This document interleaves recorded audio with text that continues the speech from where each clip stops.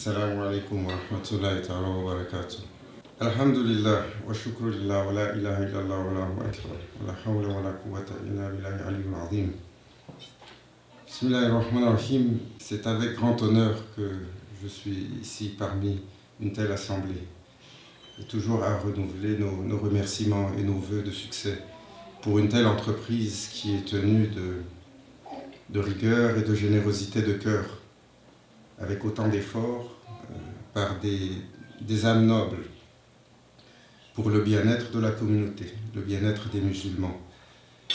Se déplacer pour un tel événement est de la tradition de l'islam, car l'islam nous enseigne l'amour, le partage, la générosité, l'entraide, et surtout nous rappelle que nous sommes tous, les uns pour les autres, des frères. Et dans cette fraternité-là, nous avons des devoirs les uns envers les autres.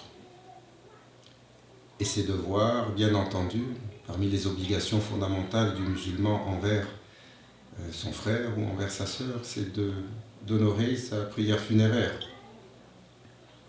Et que dire alors d'aider pour celui qui doit rejoindre son Seigneur? Que dire que de l'aider à payer cette dernière demeure? Comme il a été dit de nombreuses fois, nul n'échappera à cette mort. Pour tous, pour chacun, nous avons cette égalité fondamentale. Et Allah Azzawajal a fait que notre destinée à tous est dans ce pays, loin de notre terre de naissance. Et nous ne savons pas quelle va être notre dernière journée. Inch'Allah, qu'on nous accorde tous longue vie en santé, pour nous et nos familles et nos bien-aimés. Mais surtout, nous ne savons pas dans quelle disposition sera cette dernière journée. Nous prions qu'il nous soit accordé la facilité en cela. Des pays desquels majoritairement où nous venons, la mort fait partie du cérémonial de la vie de tous les jours, et nous n'avons quasiment jamais vu qu'il était difficile d'enterrer quelqu'un par manque de moyens. Mais Allah Azzawajal a fait que notre destinée est dans ce pays, dans cette nation, loin de chez nous, et cela incombe donc notamment bien des frais. Et ces frais, très certainement, doivent être couverts. Ils sont toujours couverts jusqu'à aujourd'hui, et je pense que personne n'a été laissé sans être enterré dans ce pays.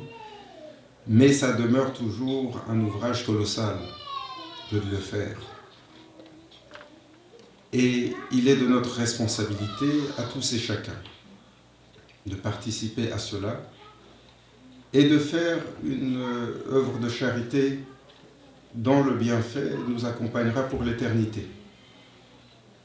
Cette œuvre de charité, parce que très souvent nous ne savons même pas pour qui cela va aller. C'est un bienfait que nous donnons pour Jama'a, pour l'ensemble de la communauté, pour l'ensemble de ceux qui se lèvent le matin en disant La ilaha illallah Muhammad Rasulullah, pour ceux dont le cœur se rejoint dans l'unicité d'Allah subhanahu wa ta'ala et dans l'exemple et de suivre la lumière des croyants Habibik al-Mustafa sallallahu alayhi wa sallam. Et que de plus que de s'unir en cela à travers la vie, mais également pour nos derniers jours. La vie est faite de telle sorte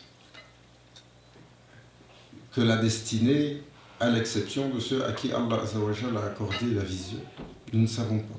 Dans la fonction que nous avons à nous occuper de la communauté musulmane, nous voyons cela tous les jours. Tous les jours, il y a un appel pour le décès de quelqu'un. Tous les jours, il y a un appel pour le décès, et très souvent, ce ne sont même pas des musulmans. Mais parce que nous sommes dans ce pays et que les gens ont des relations, sont interreliés, c'est un témoignage que nous faisons tous les jours. Et encore aujourd'hui, je viens d'une rencontre où on parlait de cette préparation-là. Parce que très souvent, nous ne préparons pas ce moment-là. Nous sommes ici ensemble aujourd'hui, joyeux, heureux, machallah, avec des enfants qui courent parmi nous, mais nous ne savons pas c'est la dernière journée de qui. Personne n'a cette garantie-là. Et certainement, nous ne le préparons pas. Car nous sommes sortis de ce matin de chez nous sans y penser. Et dans le monde aujourd'hui, tellement de gens sortiront et rentreront et ne rentreront pas chez eux le soir. Même si nous invoquons et nous demandons la clémence d'Allah pour nous accorder la longue vie en santé et que nous soit accordé le khair en ce monde, nous devons également, comme le prophète sallallahu alayhi wa sallam nous a enseigné, à préparer ce moment d'éternité. Ce qui est plus important pour la vie du croyant. Les quelques décennies sur terre sont succinctes, mais elles préparent pour une éternité. Et cette éternité-là, son salaire se paye ici-bas. Hein, c'est ça tout le contrat de la croyance avec le Seigneur des mondes. À travers de petites choses, à travers des choses simples. C'est Omar, le prophète sallallahu alayhi wa sallam lui a dit une fois, Ya Omar, tu veux savoir ce qui t'a valu cette station auprès d'Allah Azza wa Jal? Il était toujours poli, adab, sahaba al-kiram, le prophète sallallahu alayhi wa sallam. Allah et son prophète savent mieux. Ya Omar, un jour, tu as sauvé un oisillon des mains des enfants qui étaient en train de le maltraiter et tu l'as nourri un peu. Et de ce signe de miséricorde-là, t'as attiré la faveur d'Allah Azza wa Jal et c'est ça qui t'a valu toutes ces récompenses de sa part. Sur un geste de miséricorde. Et pour nous, aujourd'hui, ce geste de miséricorde-là, c'est de s'entraider les uns les autres à travers des choses qui ne changent rien pour nos vies. Ce que nous donnons pour une telle association, nous le dépensons parfois juste sur un café, sur un coin de table. Et là, plusieurs fois par jour même. Inch'Allah, soyons généreux. C'est un rappel pour tous et chacun. Soyons généreux et tendons nos mains les uns vers les autres dans cette union qui nous fait défaut aujourd'hui. Et cette force qui nous fait défaut parce que nous ne nous soutenons pas assez les uns les autres. Ouvrons nos cœurs pour supporter les nobles efforts qui ont été faits pour une telle rencontre et surtout pour une telle œuvre. Un fonds d'entraide et de solidarité, bien entendu, ne sera toujours établi que comme un bienfait pour cette communauté. Inch'Allah, Allah Azza wa Jal nous facilite en cette chose-là, nous facilite de donner et allège pour nous le fardeau de rizq dans cette nation et nous accorde un rizq halal wa ta'iban en abondance. Mais surtout qu'il renforce les efforts qui ont été menés à ce jour de par la bénédiction divine et de par le support également du prophète sallallahu alayhi wa sallam pour que cette nation se lève, prospère et de par l'effort de tous que nous venions à une unité. Nos paroles ne seront jamais assez pour remercier ceux et celles qui œuvrent en cela.